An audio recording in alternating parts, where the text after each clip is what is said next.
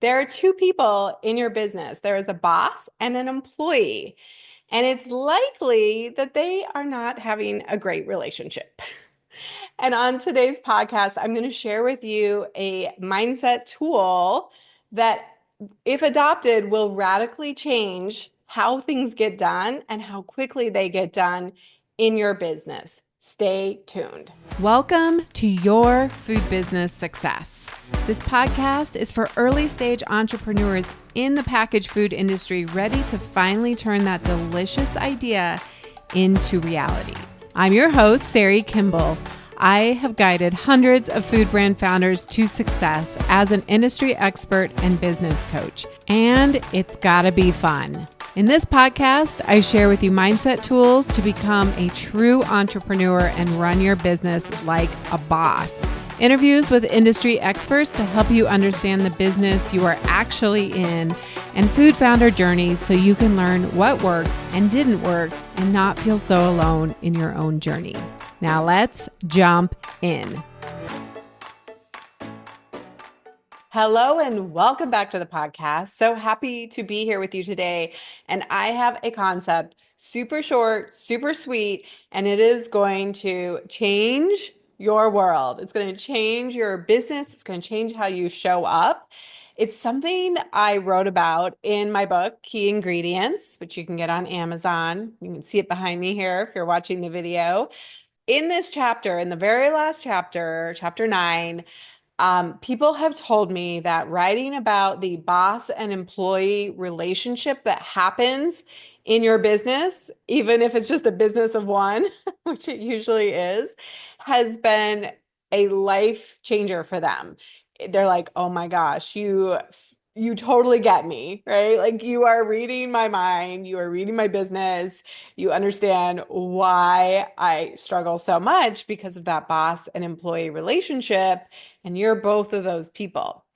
And so I want to talk about this concept. I learned it from Steve Chandler, and he is like an OG life coach. I really respect him a lot. And he has talked about this idea of being a blue collar worker, showing up with blue collar energy in your business, whatever you're doing in your life, what you've decided to do, that we drop the entitlement of like, I can just do whatever I want when I want it. I'm an entrepreneur.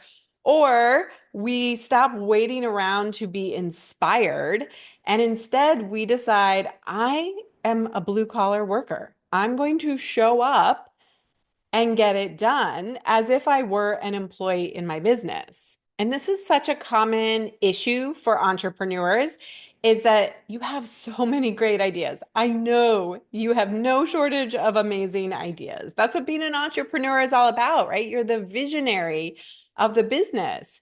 And as much as I wish that we all had a team of amazing employees that we could just be like, hey, here's my great idea, go get it done. The reality is that we have to make the vision, take that hat off, and then put on our employee hat and actually get the project, the idea over the finish line, right? And this is where most things die a slow death or get stuck or are just super frustrating and don't happen on the deadline, some arbitrary deadline that we set ahead of time as entrepreneurs, is because somebody actually has to do the work. And in most cases, that is you as well. And so we set up this terrible employee boss relationship. But today I want to just talk about, what does it mean to be a blue collar worker? And what if you decided, what if you resolved, as we are at the beginning of the year, and you're like, I'm going to do things differently?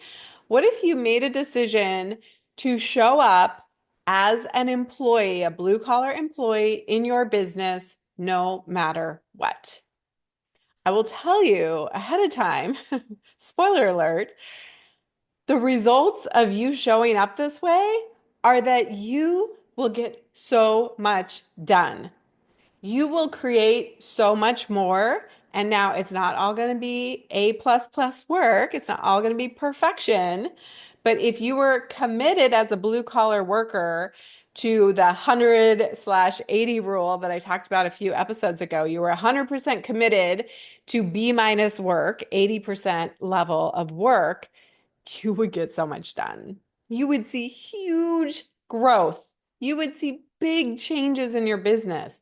And we know when you're making progress, then you're going to want to keep going. So, what does it mean to be a blue collar worker? So, some of you know I have a degree in history, and I'm always endlessly curious about where words come from and the history of things. So, I did look this up, and you might be interested to know, like, where did that word come from? That's interesting, blue collar worker. It started in the 20th century in the United States around 1920s, 1930s. It refers to manual laborers, skilled tradespeople, or industrial workers who traditionally wore dark, durable blue denim to work, and that was part of their uniform, right? And then you contrast that with a white collar worker, which is where you wear like white dress shirts. Of course, we're talking about men here because that was the time that we were in. And so those terminologies just kind of stuck. Now, obviously, many of us wear denim to a professional office.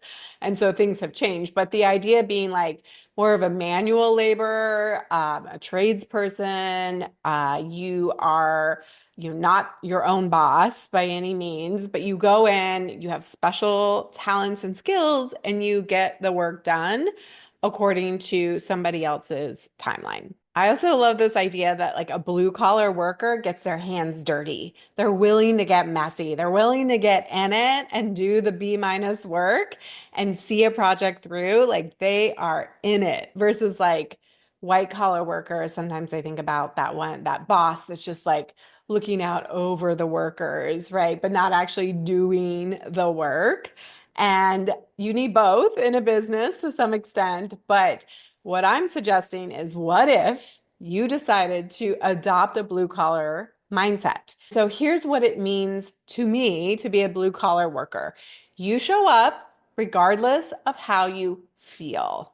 Now, I'm not saying that if you are feeling sick or ill, physically ill, that you show up anyway. That's not what this is about. This is about I'm just not feeling it today. I'm not feeling inspired. I'm waiting, for the inspiration to strike. Listen, you will not feel inspired every day. What we want to do is say, I have work to be done. I have made decisions ahead of time using my prefrontal cortex, using my CEO brain. And now I've assigned this task, this work to the blue collar workers in my business. And that's you as well, right? So you're going to show up no matter how you feel. I know you're not going to want to do it. You're going to want to procrastinate. It feels hard. It feels scary, but you show up and you do it anyway, right? It's like if you worked for the DMV, you don't get to feel inspired and only go into work when you feel inspired. You don't get that right. You have a job with the DMV. You've committed to doing that. And whatever the day brings, the ups and downs, you're like, I'm here from 8 until 5, right? That's the agreement. And so, what if we all took on a little bit more of a mindset of like, I'm just punching in the clock, right? I'm showing up for my shift. And it doesn't matter whether I feel inspired or whether I want to do this right now. I've decided to do it. It's about focusing on tangible results rather than the just busy work. It's not just about looking busy. It's about getting very specific things done that you have predefined the results for. So the boss, right, the CEO says, here's the results that I want. And I say this over and over again in Master Your Business when people start asking me about how to get something done or should they outsource it or, when they're getting stuck on something. I say, what is the result that you're trying to accomplish here? You gotta define these things in terms of results. The result might be that you have a finished product that's legal and profitable and ready to be sold online in a farmer's market or on grocery store shelves. The result may be that You want to increase your followers on social media by 10%. The result might be that you want to grow your email list or to get on Amazon, right? Like you can define the results big and small however you want as the boss. But then the employee, the blue collar employee, gets to work on a very specific task that contributes to that result. So let's just say, I use this one a lot. Let's just say the result is I want a finished website, right? You break it down into what are all the pages that I need for my website. And then the tasks that the employee shows up and does is like, okay, what goes on the about page? And I'm going to be, very results focused on getting the about page done. I'm getting the product page done. It's kind of blue collar energy, blue collar employee is that they have clear end and beginning times. So we don't just like endlessly work all day long. I really don't recommend that. I think that there's a lot of value in punching in and punching out. And I'll oftentimes at the end of the day be like, all right, I'm done. Pat myself on the back, give myself a high five, right? Like mark the ending of my day or the beginning of your day, right? Like I'm clocking in. Okay, what did I decide ahead of time that I'm going to work on today? I'll be honest, I am struggling with this one just a little bit. I'm trying to kind of find my way. I'm giving myself some grace to figure it out. I am actually really good at this in sort of my normal life, quote unquote normal life. When I have my normal place where I live, I mean, I'm very disciplined. It's not something that I've always been that disciplined, but I was always a really good employee, right? I always really cared about the appreciation of my bosses, the customers, right? I always showed up and I always gave my best and I clocked in early and left late and honestly probably burned myself out as well doing that when I was at the farm and then Whole Foods Market. I've gotten a lot better as an entrepreneur to be very disciplined of like Mondays I start work at this time, and it varies day to day. I do have a variation in my days. Tuesdays I start earlier, Wednesdays I start a little bit later, and I'll have different end times, beginning times.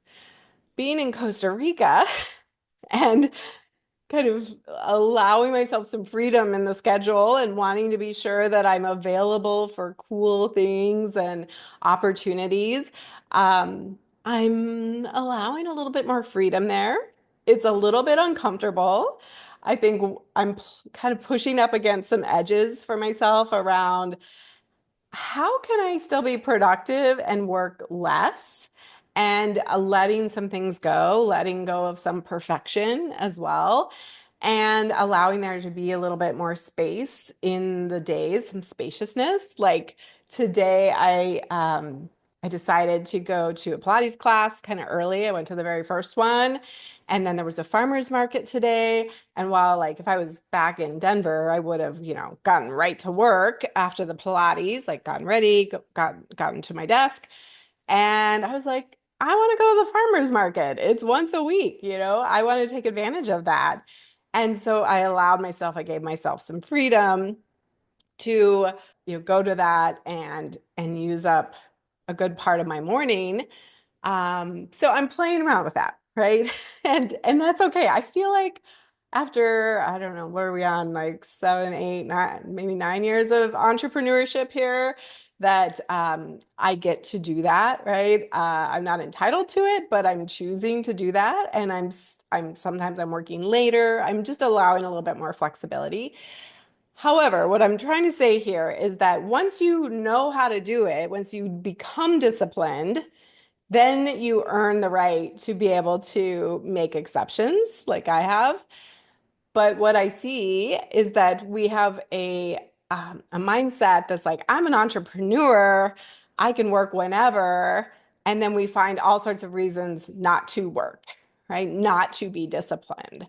And so, what I want you to do is get disciplined first, earn it, and then very intentionally give yourself freedom to be a little bit more lax on occasion. And again, this is a part of the book that really resonated with people, is to create a better employee-boss relationship. And so instead of waiting to feel motivated, instead of hoping that inspiration will just strike and then you'll get into a frenzy of like work, work, work, work in the flow, and 5 hours go by and you get all this work done. Those don't happen as often as we would like them to on their own. They start to happen more frequently when you get disciplined, when you eat the frogs, and I have a podcast episode about that, when you show up and you are consistent in doing things you don't want to do, which is about 90% of entrepreneurship. Sorry, hate to break it to you. But some things that you can do to get in this blue collar mindset: create clear job descriptions. Now, you may have multiple job descriptions. They don't have to be long. You don't have to write out a whole, job description. But if you were the website designer, if that was your job description, right, what would you expect of that employee? So you could have different, the social media person, the production person, like there's all these different kind of jobs within your business. And so creating ahead of time, like what would a good employee do if you were being a good employee in each of those jobs? Set specific work hours and stick to them. I do find this to be really helpful, that we don't just blur all of our time, that we create constraint. So it's not that you need to do an 8-hour day, but you might say 2 hours on Tuesday, I'm going to work on the website. I'm going to be the website designer, right? That is my blue collar title for that specific period of time. You're going to have it on your calendar. You're not going to want to do it, and you're going to do it anyways because you decided ahead of time. And then you just do it. You show up at the DMV and you work your 2 hours. You work your 4 hours, your 8 hours, whatever you decide. Make detailed lists with clear outcomes. The results need to be listed first. Then what are all the things that need to be done to create that result? And then finally, of course, show up, do the work, punch in, and know that you're not going to feel like it. And that's especially when you need to do it, is when you don't feel like it. If you want support doing this work, becoming the CEO, having a better relationship with the boss of the business and also the employees, and going beyond just you as an employee and starting to scale up and bring on a team, which is a whole other thing, right? First, we got to manage ourselves. Then we learn to manage others. If you want support with this, we are starting our first Master Your Business call is coming up at the end of the month, and you don't want to miss it. If you need help scaling, growing, getting the foundations ready in your business to go big in 2025, come join us in Master Your Business. Apply today. Go to masteryourbiz.co, and I would love to see you inside. Right, if you want things to change for this year, if you want to make huge strides in your business, commit to this blue collar energy, showing up as a blue collar employee. And you can literally like physically put on a hat or some kind of totem that says, I put this watch on, or I put these earphones in, or whatever it is. And you're like, I'm getting to work. I'm showing up as the employee just like you would for any other job. Do this and your whole business will radically change over time. Give me a month, give me 2 months of you doing this, and watch your business start to skyrocket on the things that get done. And the more things that get done, the more progress you make and the more you want to keep going. That's what I have for you today. As usual, I show up here weekly like a good blue collar employee. Until next time, have an amazing week. The smartest thing you can do as an entrepreneur is to invest in a who to help you with the how, to speed up your journey and help you skip the line. When you are ready for more support and accountability to finally get this thing done, you can work with me in 2 ways. Get me all to yourself with one-on-one business coaching, or join Food Business Success, which includes membership inside Fuel, our community of food business founders that includes monthly live group coaching calls, and so much more. It's one of my favorite places to hang out, and I would love to see you there. Go to foodbizsuccess.com to start your journey towards your own food business success.